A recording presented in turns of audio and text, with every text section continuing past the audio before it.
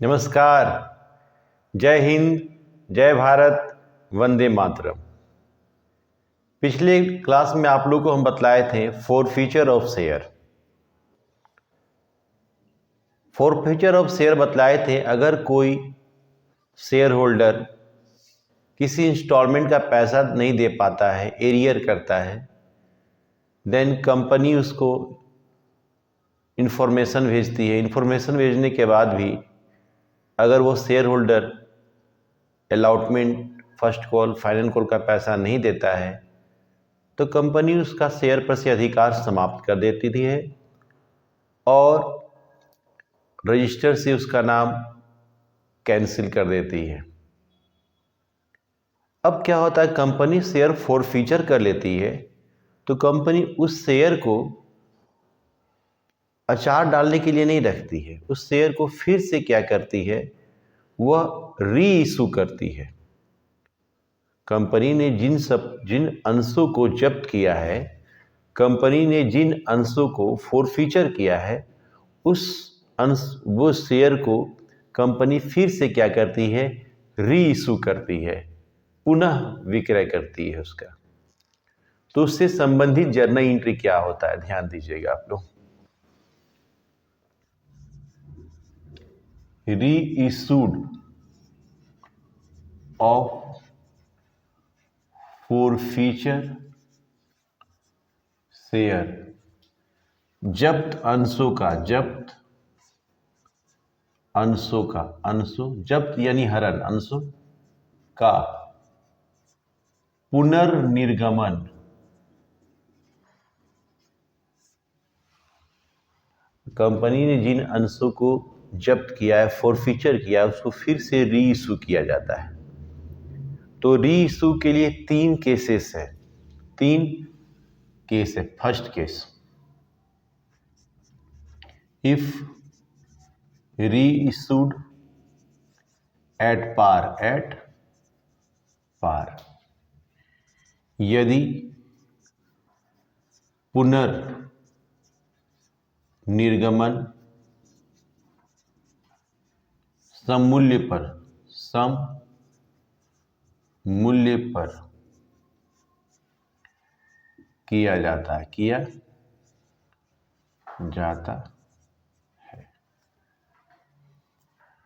तो उसका एंट्री होता है बैंक। मतलब कहने का मतलब, ये 10 का शेयर 10 में ही बेचना है हमको, ये एट पार होता है।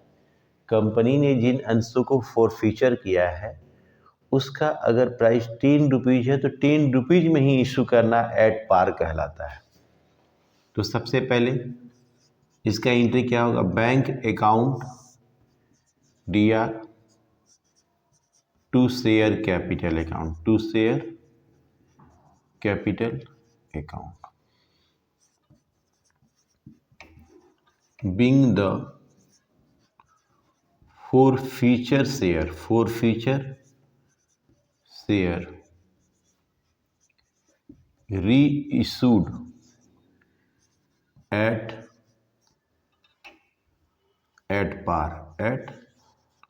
पार मतलब 10 का शेयर 10 में। दूसरा केस है, इफ रीइशूड एट डिस्काउंट, यदि पुनर्निर्गमन छूट पर किया जाता है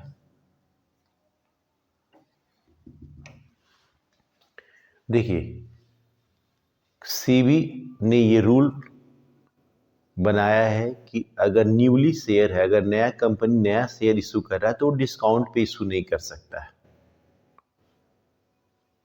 लेकिन अगर कंपनी ने फोरफीचर किया है शेयर और फोरफीचर शेयर को कंपनी डिस्काउंट पे इशू कर सकती है, तो डिस्काउंट पे इशू करती है कंपनी फोरफीचर शेयर को, तो उसके लिए क्या एंट्री होता है, bank account DR, bank account DR, forfeiture of share, forfeiture share account DR, to share capital account, share capital account, being the forfeiture share, forfeiture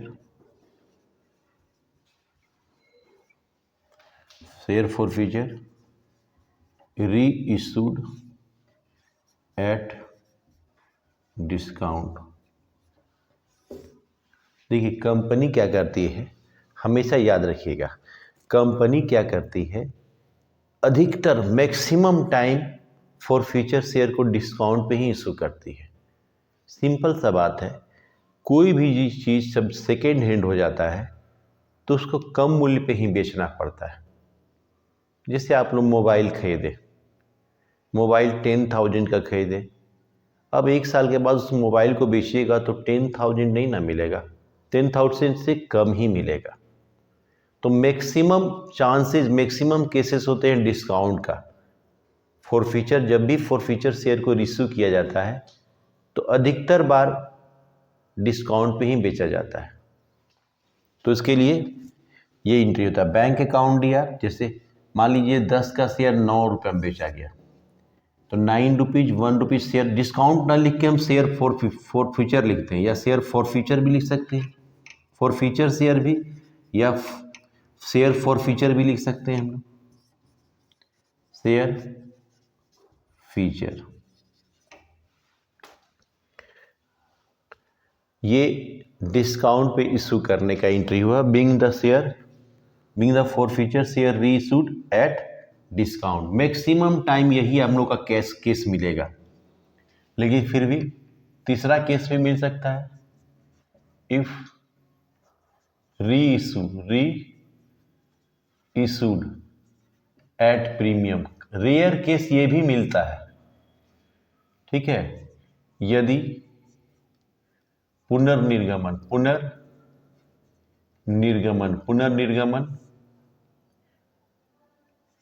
premium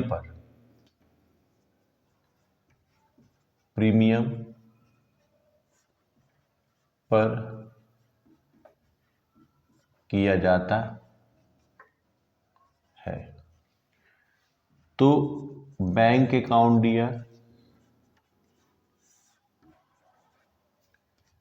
to share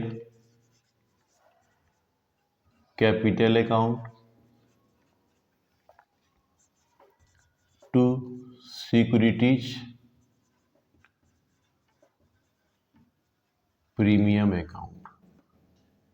10 का share 12 रुपया में, यानी कि 10 रुपया, 2 रुपया और 12 रुपया। कभी कभी ऐसा भी सिचुएशन आएगा, कभी कभी ऐसा कंपनी का जब फाइनेंशियल पोजीशन अच्छा होता है ना, उस समय कंपनी क्या करती है, अपने फॉरफीचर शेयर को भी प्रीमियम पे बेचती है। तो इसके लिए एंट्री क्या होगा, bank account DR to share capital account to securities premium account, being the forfeiture share reissued at premium. ये तीनों केस में से कोई एक ही केस मिल सकता है, या तो फॉरफीचर शेयर को हम एट पार पे इशू करेंगे, या फॉरफीचर शेयर को डिस्काउंट पे इशू करेंगे, या फॉरफीचर शेयर को प्रीमियम पे इशू करेंगे। ये 3 केसेस में से कोई एक ही केसेस मिलेगा आपको। अब क्या करते हैं कि फॉरफीचर शेयर को रीइशू करते हैं तो इससे हमको प्रॉफिट होता है। फॉरफीचर शेयर को हम लोग रीइशू करते हैं, मतलब जो शेयर को हमने जब्त किया है उस शेयर को फिर से हम बेचते हैं, रीइशू करते हैं।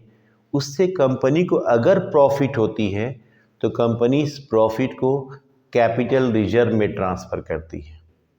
कंपनी इस प्रॉफिट को कैपिटल रिजर्व में ट्रांसफ़र करती है। तो इसके लिए क्या एंट्री होता है? इफ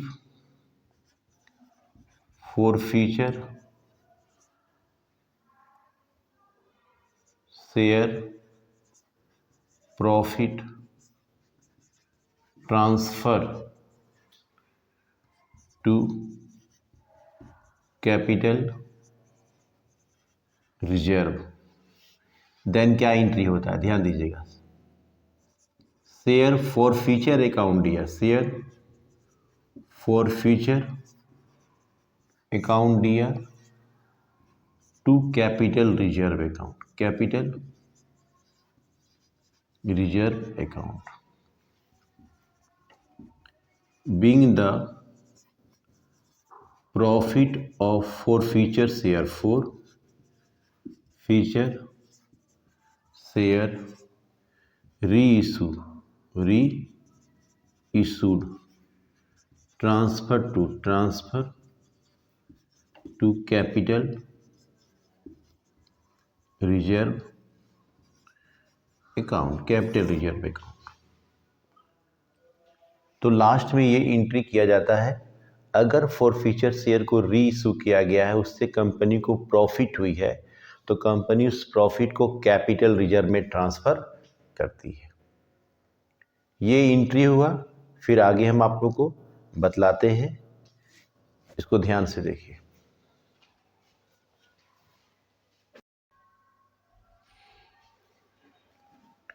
ये री इशू रिलेटेड जर्नल एंट्री हो गया फॉरफीचर शेयर को। फॉर एग्जाम्पल्स इसको क्लियर करते हैं, एक एग्जाम्पल बतला रहे हैं आप लोग को, इससे ये क्लियर हो जाएगा।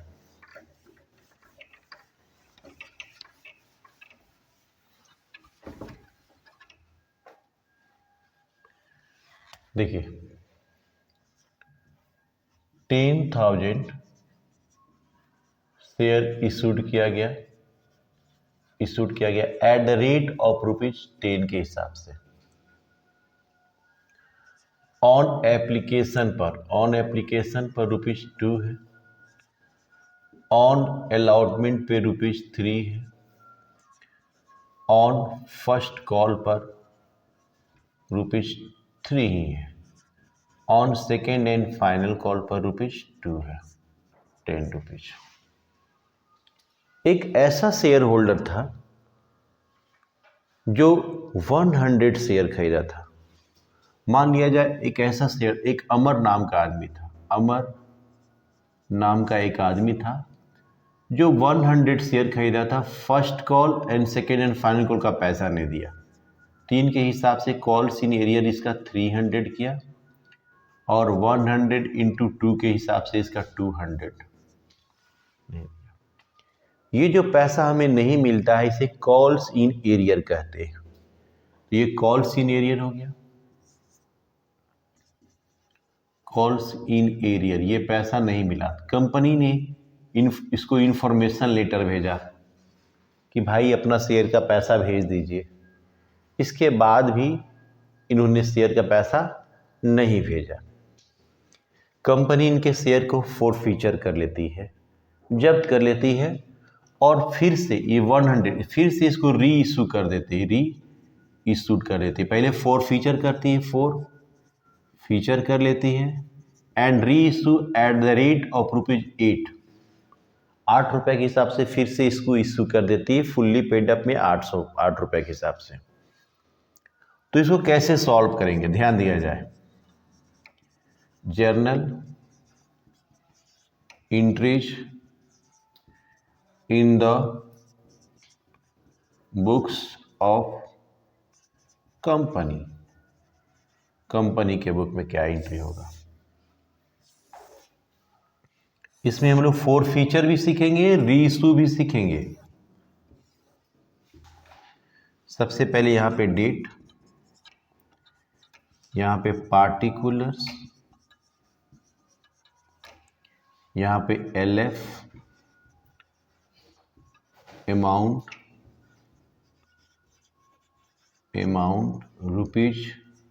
रुपीज DR और CR।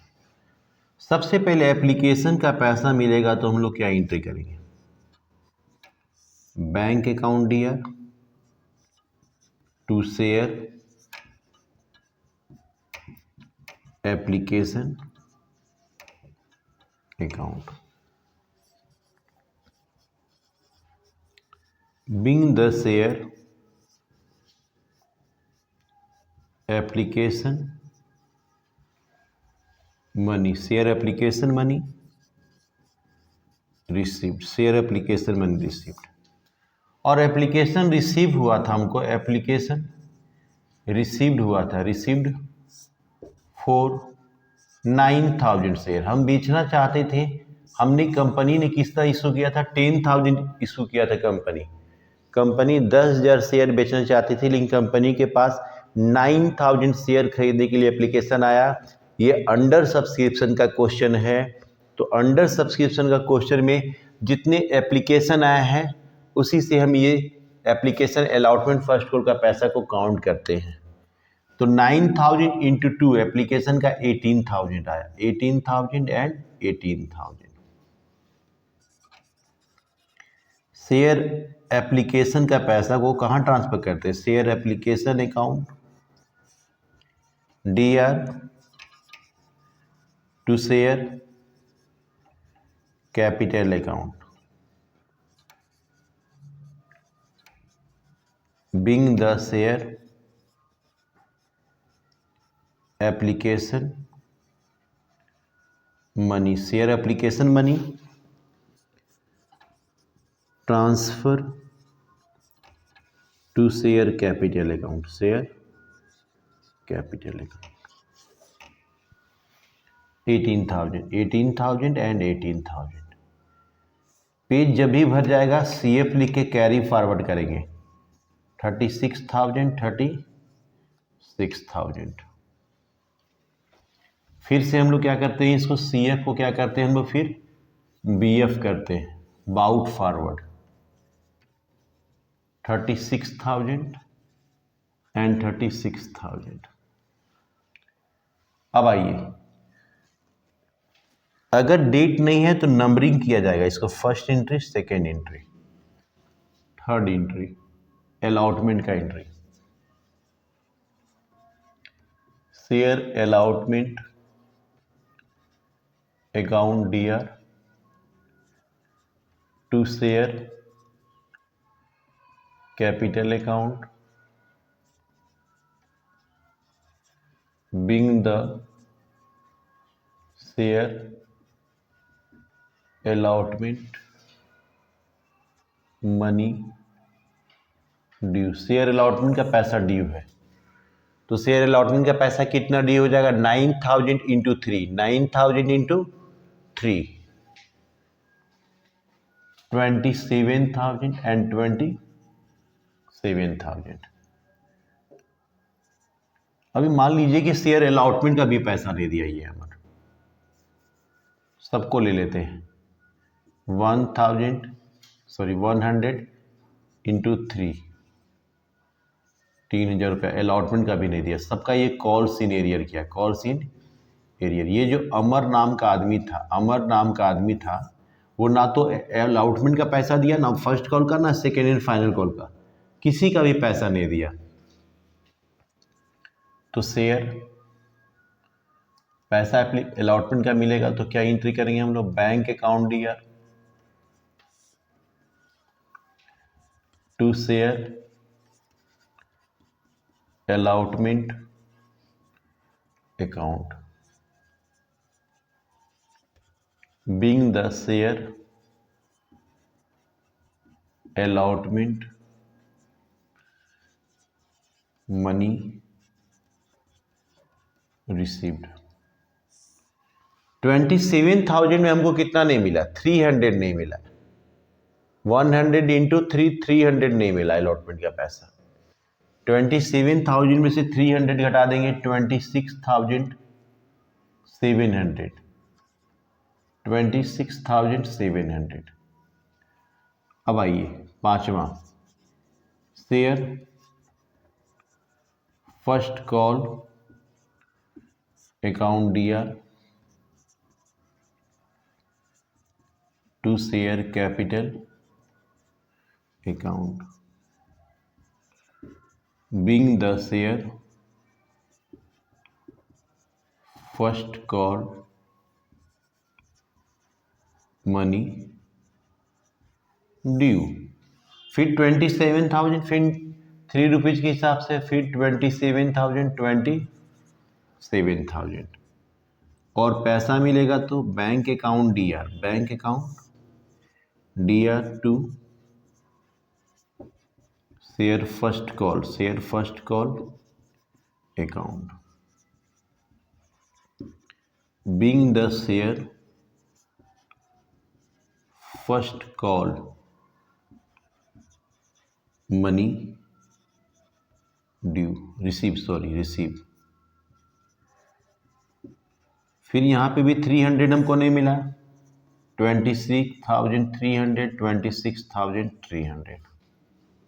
अब आएंगे share second and final call account DR to shares capital account being the share second and final call money due. 9,000 into 2, 9,000 into 2, 18,000, 18,000 and 18,000 और पैसा मिलेगा तो bank account DR to share second and final call account being the share second and final call money received. इसमें भी 200 रुपये नहीं मिला हमको, 200 रुपये नहीं मिला, तो 18,000 में 17,800 हो जाएगा, 17,800, 200 नहीं मिला था। फिर CF लिख के हम ऐड कर, देखिए अभी हम लोग बताए, अभी नॉर्मली एंट्री किए हैं अभी हम लोग। अब क्या हुआ कि एक शेयर होल्डर जो था वो हमें अलॉटमेंट का first call second and final call का पैसा नहीं दिया, जिसके कारण अब उसके शेयर को हम लोग फॉरफीचर करेंगे, कंपनी शेयर फॉरफीचर करेगी। तो उसके लिए क्या एंट्री होता है, ध्यान देंगे।